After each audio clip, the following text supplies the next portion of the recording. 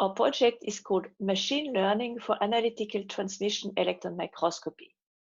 The aim is to understand the structure of material, and for this, in the transmission electron microscope, a thin film of material is scanned pixel by pixel with a beam of electrons. When the electrons pass through the specimen, at each pixel, an image and a spectra are recorded. Those spectra carries the chemical information about the specimen in forms of peaks that can, for example, be modeled by Gaussian function. The challenge is that a spectrum of 1 pixel is extremely noisy.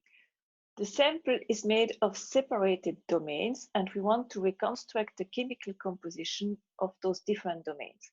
The challenge is also that they can overlap over the thickness of the specimen, and the same chemical element can be found in different domains.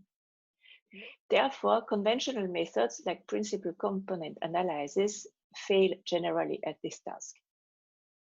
The solution we want to apply is to use dedicated advanced matrix factorization methods to perform the segmentation, but also take into account a priori knowledge that the microscopist has about the specimen on one side and about the structure of the data and the structure of the noise on the other side.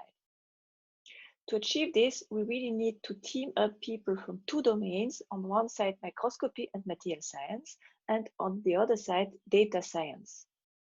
Our tool will be made available, and they will be useful for many microscopy centers across the world, but also in Switzerland, like ETH Zurich, EMPA, or PSI.